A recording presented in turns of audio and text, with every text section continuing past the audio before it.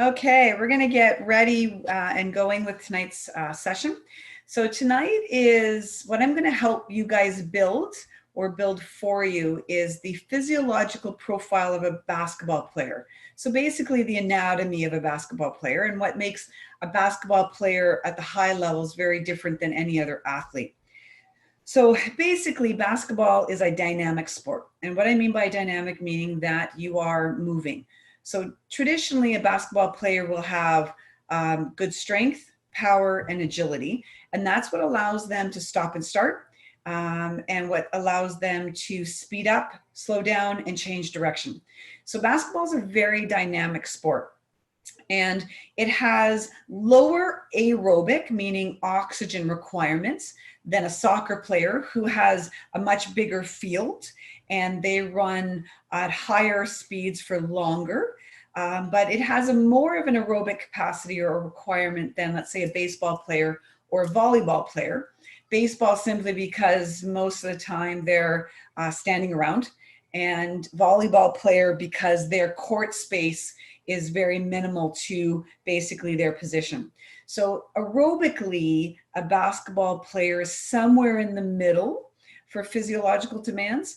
It's not a long distance runner like a marathoner. So it's required, and probably as you see me build this physiological profile, you'll see sometimes undertrained, and I'll get to that.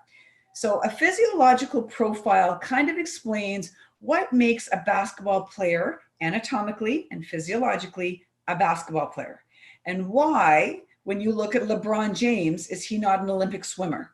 So what makes him a basketball player? And in some countries over the last several decades, China's won, Germany's won, Russia's won, they will look at a few factors: genetics, they look at your parents, they look at certain things like height and weight and muscle formation, stuff like that, to determine what sport to put you in hopes of creating this Olympic athlete. And they do that whether you like the sport or not, because they're going purely on this physiological profile. And I do it sort of in my clinic when I have a dancer who is 12 years old and let's say is 180 pounds, so a lot heavier than she should be for a dancer, and she comes in week after week after week with an injury. I will create with her and her parents a very honest physiological profile of what a dancer is required and why her body doesn't fit that match and why she's getting injured. It's not to say she can't dance. It's to give them that profile and explain to them this is going to be a bit of a battle for her because genetically she's not built like a dancer. And that's what we mean. How do you build, and what is the build of a basketball player? So we're going to go to energy demands first. So the energy demands of a basketball player are somewhat complicated because the court isn't obviously all that big, and there's a lot of stops and starts, and there's a lot of standing. So the game of basketball is characterized by obviously these frequent starts and stops and these changes of direction, and they're maintained over a period of time. Obviously, this the length of the game or your practice, and a quarter of a game in high school. The athlete usually is on the court for about 8 minutes total of clock time. And I believe the amount of movement time is between 12 and 20 seconds per episode of movement. So 8 minutes of playing time, 12 to 20 seconds of that is moving. And even though the average, I'm going to admit Miguel here for a second, so give me one sec.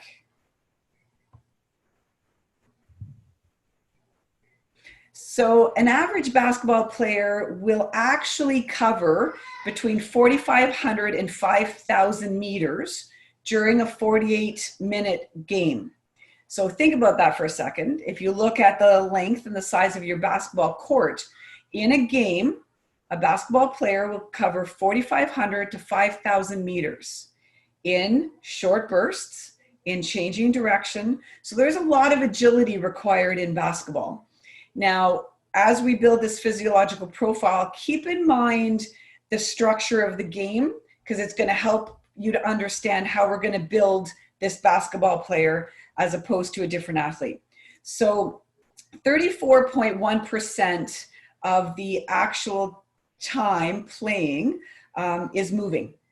And then roughly 58.6% of it's walking, and about 9% of that is standing, just standing still. Well, anybody can stand still. So we remove that bit of data. 58.6% of it's walking though. So if you think of yourselves in a basketball game, you're walking back and forth, waiting for the play. And about 34% of that is actual running time. So we need those bits of information when we produce a proper program in terms of training. So if we train you guys to only run 10 kilometers and we try to get that 10 kilometers in about a 52-minute run, there's some benefit to that, but it's definitely not mimicking what you need to do as an athlete. So if you're really, really good at running 10 kilometers, that's great. If you can do that in less than 52 minutes, you're a hell of a long distance runner. But physiologically, that doesn't fit the profile that I need to build a basketball player within, because 34% of that is agility stuff. And again, 56.8% of that roughly is walking. So although aerobically, a basketball player needs to have an aerobic component to their game, and I'm going to explain why in a second, a lot of basketball is about anaerobic training. So basically, over the last 20 years of research unfolding about basketball, and it's been really, really, really researched around the last 2 decades to try to understand. Basketball was somewhat believed for a long time that it was pure genetics. If you were 6'7" to 7'1", you were going to be a basketball player. That's just what you were designed for, because genetics said you were tall. But as we've started to understand more about the demands on the body for basketball players, we've realized that we need more research in understanding the demands, the energy demands, the body composition, and data in terms of what percentage of time your body's doing what on the court. In order to take, yes, your height is genetics. We can't build, train, or change your height. And yes, that is definitely an asset to basketball, there's no doubt, to some positions, right? But everything else we can take into consideration and we can train. And that's why we need to know what a physiological profile of a basketball player is. Because without knowing what that profile is, there's no way to properly train a basketball player for the game of basketball. So what we've noticed in the last 2 decades is a major reliance on the anaerobic metabolism across all the positions. And the secondary reliance is on the aerobic positions or systems. So anaerobic is when you're training with little to no oxygen. And aerobic is when you can walk and talk. So when there's that fat burning zone and the cardio zone and all those zones, well, those are aerobic zones. So if you can go for a jog and you can have a chat with the person beside you, you're working in your aerobic. Well, in basketball, we've noticed over the last 2 decades, that's secondary. It's not actually as important in a basketball player as the anaerobic zones are. So anaerobically is when you can sprint, you huff and puff, you don't get as much oxygen. So you need to be able to have an output without the luxury, let's say, of a lot of oxygen. And that's the anaerobic. So completely different energy systems between the two. So anaerobically, we would train you like wind sprints, things like that, where the purpose is to get you winded and allow you to recover. So the nice thing about basketball is when you are playing in an anaerobic capacity and you sit, you can recover. So let's say, for example, you got a guy who's bench pressing and he's doing his 1 rep max, and he's going to do his 1 rep max 4 times. So he's going to bench press his 1 rep max. He's going to use all his creatine and all his explosive power he's got. Then he's going to sit on the bench for 5 minutes and he's going to recover. And then when he recovers for that 5 minutes, he's starting all over again. Well, that's great, because sure, he's going to recover fully and he's going to recover while he's just sitting there doing nothing.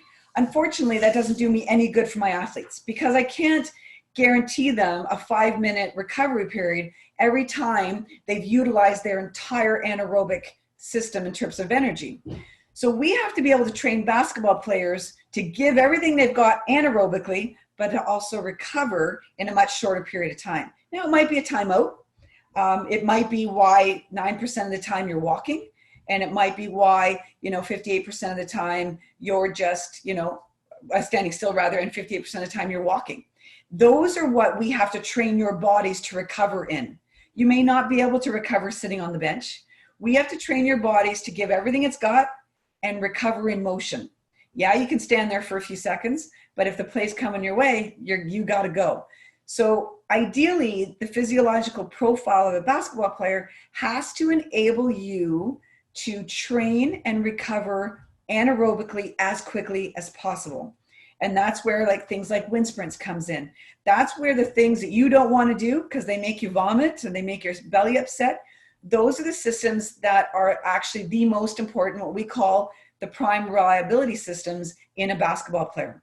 And I'm not going to go over the physiology of ATP and creatine and stuff, but those, for those of you that really are interested in this stuff, look up the energy systems. And I remember, I'm going to date myself because there's no OAC anymore, but grade 13 biology, learning the Krebs cycle, the ATP, the CP systems, and thinking, I am never in a million years ever going to see this word Krebs cycles before. I'm never going to use them.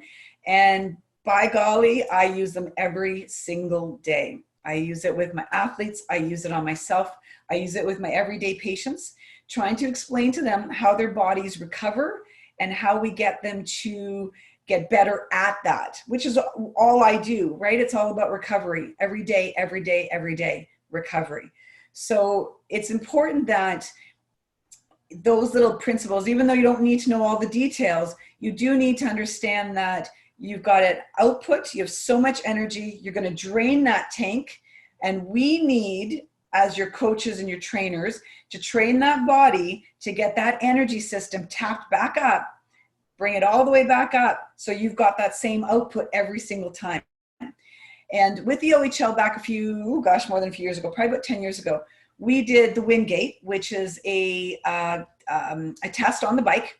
And what we would do is an algorithm about how much weight we would let go. So they would cycle as hard as they can. We would let a little trigger go and all these plates would fall.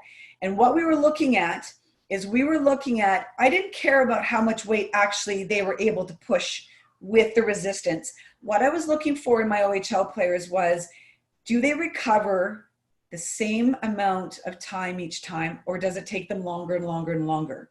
And the athletes that were destined for the NHL and destined for high level hockey were the ones that, each 10-minute increment, so 10 1-minute increments, these guys did the same output every single time. That meant that anaerobically, they could recover right back to as though they just woke up. That is what you aim for in any type of level of high elite sport. You need to be able to recover. And sometimes that's the hardest thing, but that's why we now build these physiological profiles of athletes of all different sports, so we can figure out how to do things specific to their sport. Not just guessing, not just relying on genetics, and really not just relying on sport and conditioning, which gets us quite far, trust me. But if we don't understand the physiological components to the sport, we're not going to be able to build the best athletes. And understanding that anaerobically, basketball has a bigger portion, and aerobically, it has a smaller portion, but still an importance. And here's where the aerobic importance comes in. So if you can do 10 1-minute sessions on a Wingate and recover every single time, aerobically, if you go and you can run 5 kilometers every day and you're not too winded and it's a fairly easy run, that aerobic capacity will offset any minute weaknesses anaerobically. So one of you guys, I did a 1-day kind of calendar for, and the first thing I put on there was a run or a walk. And the reason was because in basketball, we rely on the size of the court thinking that's all they have to be able to cover is back and forth in the court. So we're going to do all their drills on different lengths and widths of the court. Unfortunately, you're missing the aerobic system when we do that. And I now, understanding that profile a little bit more, we realize that if we've got an aerobically strong basketball player, we will then have an easier time having an anaerobically stronger basketball player. So if my basketball player can go and run 5 kilometers with me, and I had quite a few of them do it with Sudbury 5, not all well at the beginning, but if they could run 5 kilometers with me at my pace, because I'm shorter than they are, obviously, then I know that I can then build their physiological profile in the court a lot easier. If I have somebody like Braylon, all he did was shoot. If you ever watched his warm-up, he did nothing. He took his basketball, he shot, he sat down, got up, he shot. So the problem with him was I had no profile at all. I had no anaerobic and no aerobic. He didn't train. He did absolutely nothing. But he was a hell of a basketball player on the court. But I couldn't change or make him better. All I got was what I got, because he wasn't interested in getting any better physiologically. He just figured if he can hit the threes, it doesn't matter. The rest of his, fitness was irrelevant. And that's not true, because had he got injured, had we had a slightly changed up the game a little bit so that he had to work harder and couldn't, which this past season came to that, where he wasn't hitting his threes and he had to get closer to the net. We had trouble. He was tired and we had to give him a lot more rest. Had we been able to train him aerobically, we would have been able to fine tune that anaerobic system when he had to bring the ball closer to the net, because our game had to change. So anaerobic, yes, that's our primary energy system, but we now know that aerobically, every single basketball player should be able to go for a run. And it should be fairly easy, and we have to train that aerobic system.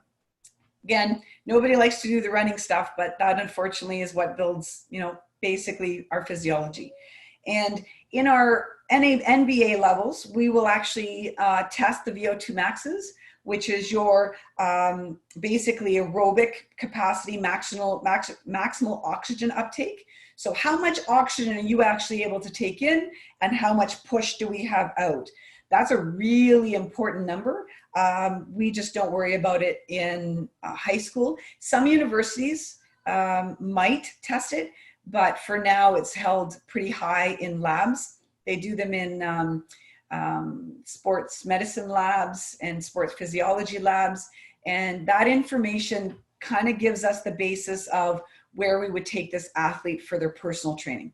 But again, we just don't really test that anymore.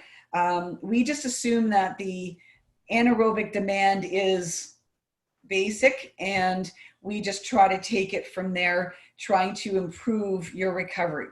Now, something to keep in mind, if you look at a runner and you look at a runner that does half marathons or marathons, they don't get timeouts. They don't get penalty shots or foul shots where everybody gets to stand for a minute.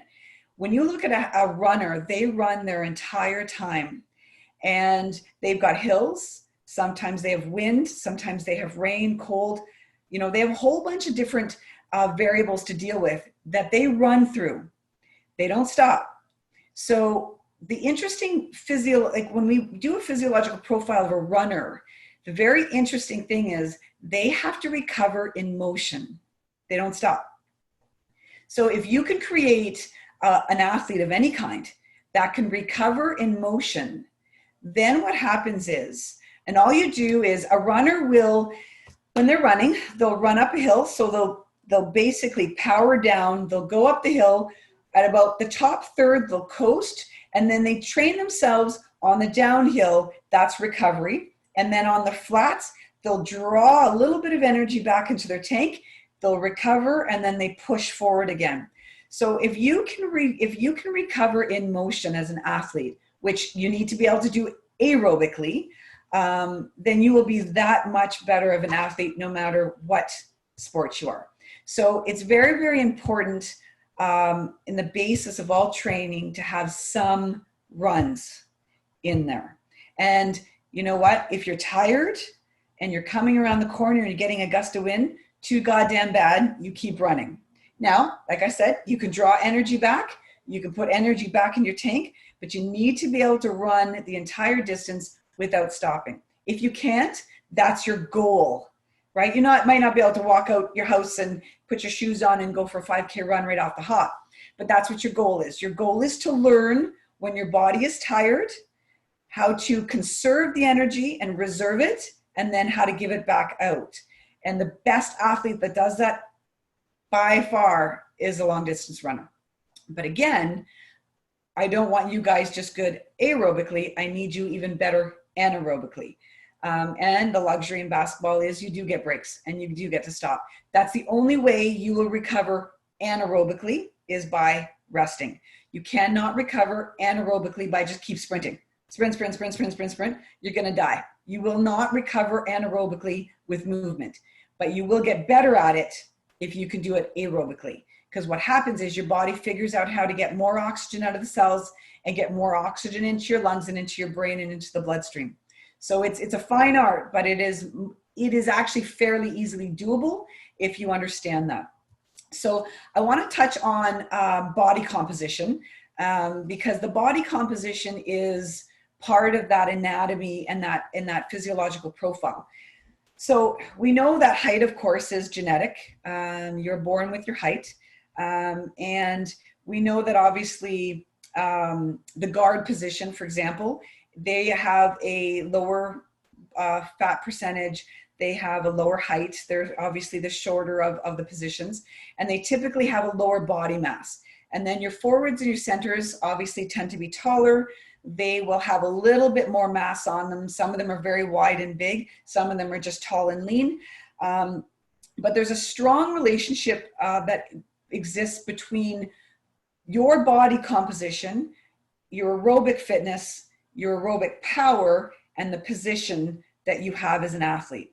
So I'm going to say that again. So there's a strong correlation between your body composition, your aerobic fitness, your anaerobic power, and your positional roles in elite basketball. And the reason is that the more fat you have on you, so the more adipose tissue you have, the bigger of a person you are, the harder your heart and lungs have to work. The slower that you get blood flow, because everything's congested and everything just has to work harder. So we don't typically, well, except for maybe sumo wrestling, all athletes are relatively lean. Basketball has some of the leanest body compositions in all across the sport, aside from volleyball. And the reason is that because you need so many components in basketball, power, agility, strength, right? We need vertical. You need to be able to change direction. And now, as we build this profile, you guys understand you need anaerobic capabilities and aerobic. So a basketball player is a pretty fit athlete because you need a little bit of everything. And the problem is that, and I think I've said it before, when I look at two different body types, so I look at my guard position, and they're like, again, usually a little shorter, a little stockier, sometimes a little bit more weight, or adipose tissue, so to speak, but they have a little bit more ease to movement. My taller, leaner people, those athletes, tend to have more growing pains, more aches and pains, a little bit more trouble. They're not as fluid on the court. They're usually a harder hitter. You take gravitational forces, you take laws of physics. Well, they're just slightly at a disadvantage in life, except for on the basketball court. So we need to make sure that aerobically you're fit. You have anaerobic. So power, anytime you're doing an explosive power, that's anaerobic. So you're not breathing 5 times during a bench press move. So that's an anaerobic power. So we need to make sure that anaerobically you've got power, aerobically you're fit, and that matches whatever role you have as a basketball player. So I would train a guard, and their expectations physiologically is much different than I would train a forward. And basically, because genetics, I would expect them to be entirely different. So I have to start with that genetic platform first, which we've spoken about, that platform, nutritional platform. And then what we can do is everything from there is manageable, it's trainable, it's changeable. So I can use nutrition, I can use explosive power work. If they're good there, but they're long and lean, okay, then we need to teach their body to know where they are in space. So knowing and building these profiles is incredibly important and very individualized. You just can't lump everybody under the same umbrella and expect it to work, because unfortunately genetics still kind of plays a role. So knowing that, you guys, as you're listening to this later, look at what position you're in, and take a look at some of the things that we've reviewed. Fat mass, or like size mass, right, is something that if you're, a more aggressive player on the court can be very usable. If you look at some NHL players that play on the line, man, they're big boys, but they can still move. But they're only moving 6 meters, 10 meters. In basketball, as I just explained, you guys move between 4,500 meters and 5,000 meters in a game. I can't put somebody that size on a court. They're going to kill their knees. They're going to, shins and elsewhere. So we have to look at that genetic piece quite quickly to determine whether or not this person that's in front of us, again, if I'm seeing them for shin splints, stress fractures, and knee problems, should actually be playing basketball. So the other issue in basketball, obviously, is the jumping. So you take somebody who's 6'7", who's 310 pounds, that person's better in football. Now you take somebody who's 6'7" and is 240 pounds, 250 pounds, they're well suited for basketball. I need to make sure that they can get up. So in terms of, one other component in basketball is part of, agility, is explosive power. So it's the vertical jump. And it's not something that we test very often anymore. So we used to, going back to the OHL again, going back about 15 years, the vertical jump was in hockey, and we also had the long jump, the broad long jump. I took out the vertical jump because I couldn't care if my hockey players could jump up. They weren't jumping up. They needed to move forward. And then somewhere in the last 5 or so years, we kind of took jumping out of a lot of sports, and in terms of the preseason medicals and preseason tests. And I think in basketball, the vertical needs to be put back in.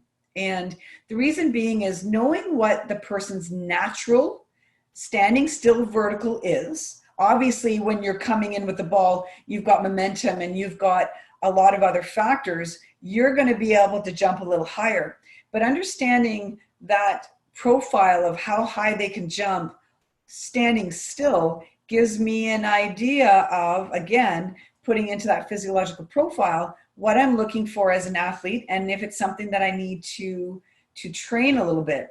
Now, vertical jumps aren't easy it is somewhat innate, it is somewhat genetic, but you can certainly make somebody with some plyometrics jump a little better and certainly a little safer. So agility is a big piece in basketball, and it's certainly easier to be agile when you're smaller and leaner, and it's harder to be agile when you're really big and the size of a refrigerator. So those profiles are really, really important from a training perspective and injury prevention, and also obviously how do we create a better athlete with this profile. So That's pretty much the physiological profile of a basketball player in a nutshell. It's to keep in mind that when you're looking at yourselves, if you guys, go ahead and you become a coach or you get onto university, the things you want to make sure you can do and that you have to keep in mind creates a basketball player. And not just, it's one thing to be a well-rounded athlete, and that's all great, but we produce physiological profiles because we're producing an athlete for a very specific sport.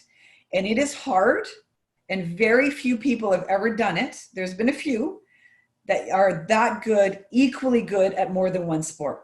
And most of my athletes in the past that have tried, I'm playing soccer and I'm playing volleyball, or I'm playing volleyball and then I'm playing basketball. I have a very hard time doing both well and doing both injury-free. And that's because your body is better naturally at one versus another. So remember in basketball that we need to be agile. There's a strength component. There's a power component. We have to work well anaerobically, so quickly and in short bursts. We also have to work well aerobically, so with oxygen, so longer distances, longer runs, bike rides, swims, that kind of thing. And that the aerobic system will help improve the anaerobic. We have to be good at the recovery phases. So we have to be able to do more than a 5-second run or a 5-minute run, long enough to fatigue, wish to hell you could stop, but keep going. And building that, oh my God, I'm gonna die, I can't run any further. And then 5 minutes later, oh, I'm okay now. Doing that over and over again will make you a better anaerobic athlete.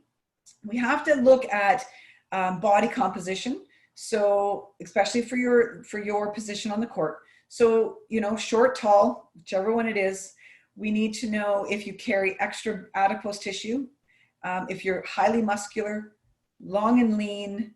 The other thing we have problems with in most basketball players, especially my long and lean ones, is keeping weight on them. I had one player last year, Brady Skeens, coach came to me, he was 215, I think, 210, 215 coming in, and they wanted him 225, 230, and I said, not a chance. I'm not putting 15 pounds of anything on a basketball player as we head into the season. It's impossible. Most basketball players have really high metabolisms, meaning that they eat up their calories really quickly, and it's very hard to put weight on them. So if you're one of those people, don't expect to be able to walk into a training camp, have the coach say, okay, I want you 10 pounds heavier, and go, okay, I'm heading to McDonald's and eating Big Macs for the next 2 weeks because that's the only way I'm going to put mass on. So understand that genetically determines whether you are going to be able to gain 10 pounds in a year or not. It's certainly not going to happen overnight. So, understanding that if you're heading into a season, you've got, let's say you're drafted by, or you've been picked up by, I don't know, Cornell University or whatever it is, and they want you in at a certain weight, you better start training heavy and eating a hell of a lot of calories to do it, because it's not easy to put on weight, especially when you've got such a high expectation anaerobically and aerobically every time you practice. And you will normally burn more calories than you can put in. And that's the big issue from body composition I have typically in my season, unless I have an athlete who gets injured. Then they tend, because they come to a screeching stop, they tend to put too much weight on, and then I'm, once they're healed, I am trying quickly to get the weight off by doing a lot more cardio. So it's to remember those fundamentals and make sure that when you're training, you always have a piece of power, strength, agility. I would like explosive power, so vertical jumps. And then the overall strength that Alana's doing, those things all complement. They complement what you're achieving on the court, and they reduce the chance of injury. those are important. We also, again, look back at your genetics. This is mom and dad, this is what you're going to be. Typically, you're an inch or 2 inch taller, but that's about it. And then body composition, if you put on weight easily, you want to keep an eye on that. If you can't gain 5 pounds and you eat whatever you want, that's a different struggle, but it's something that we can work with. And just remember that strategically where you are on the court and playing styles modify all this as well. And it always impacts the physiological requirements of the game. So I'm giving you the black and white, and I'm giving you what we look like or we look for and how I build a physiological profile. But you may be a very aggressive player, or you may be a lazy player. You take, like again, B and do, 3-point, do, you know, and then you take somebody like Dexter who is all over the place. Well, their physiological requirements, because of their type of play and because of their style of play, impacts how their bodies act on the court. I have to take that into consideration as well, but I sometimes don't know that off the hand. I sometimes don't know that till watching them for a season. So physiological impacts by the way that they play is also something that we need to eventually put into this physiological profile that we create for all athletes. So basically don't discount that because it's important as well. So that's basically how we create a physiological profile for a basketball player.